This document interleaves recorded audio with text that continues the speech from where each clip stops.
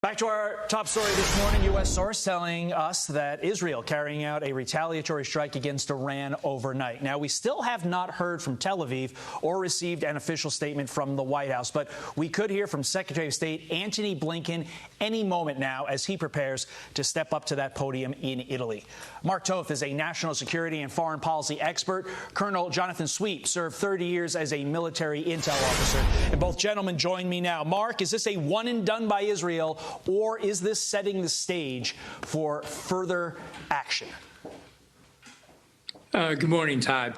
It appears to be a one and done right now, but as your previous guest was saying, Dan Hoffman, highly suspect that there's something more to come, and we'll be finding that out in the day or the days ahead. I think what we're seeing, though, at a higher altitude is that this is a perfect storm that's been in the making for a long time, beginning in Afghanistan with the permissive environment that President Biden started to create by his chaotic and frankly, premature withdrawal from it, to now what we're seeing, his fear of escalation and not wanting to see things escalate, be it in Ukraine or the Middle East, is actually leading to the escalation that he so fears. In Ukraine, we saw that again on October 7th, and just then again this last Saturday. So from that standpoint, it may be one and done for right now from Israel's standpoint, but the Mideast is in a very dangerous position at this point, largely because President Biden has created this.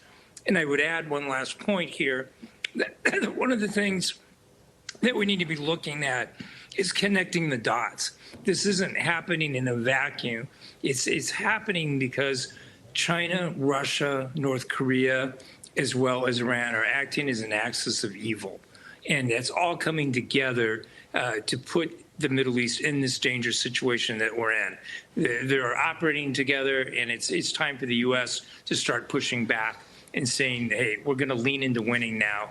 No more of this defending into perpetuity. Well, earlier in the week, Joe Biden told Benjamin Netanyahu, take the win, don't do anything. Obviously, Benjamin Netanyahu ignoring that. But now, Jonathan, I want to draw your attention to a brand new report we literally got seconds ago out of the Wall Street Journal saying that Joe Biden is now weighing more than $1 billion, $1 billion in new arms for Israel, the largest transfer to that country since October 7th, 2023. What's your reaction to that, Jonathan? Well, my reaction is it's about time. And it's also it's about time that that the folks in Congress passed the supplemental funding bill for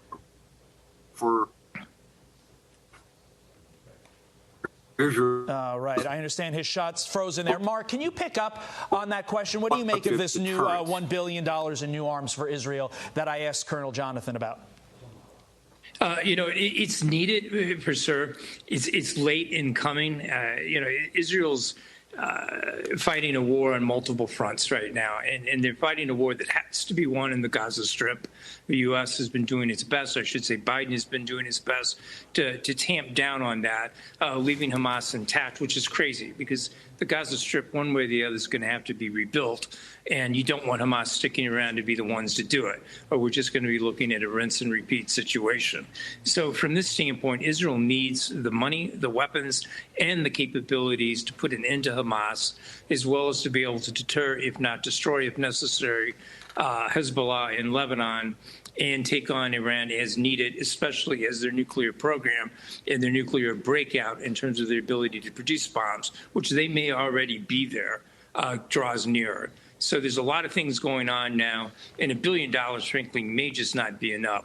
There's a big potential war happening in the Mideast that we as a country have to be leaning into to make sure that we win it.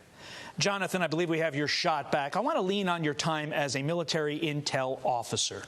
What do you expect to see on the streets of Iran today?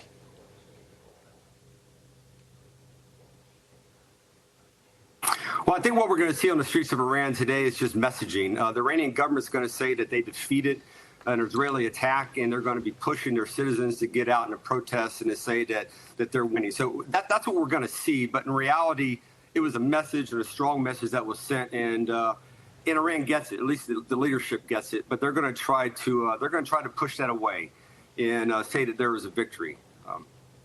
But clearly, if you can touch the Iranian nuclear sites at will, like Israel demonstrated last night, apparently that it can. I do not think that's cause for celebration if you're the mullahs there in Iran. Could be cause, though, for celebration for the Iranian people if this could ultimately lead to the ouster of those mullahs. Mark Toth, Colonel Jonathan Sweet, thank you for your insight. We appreciate it.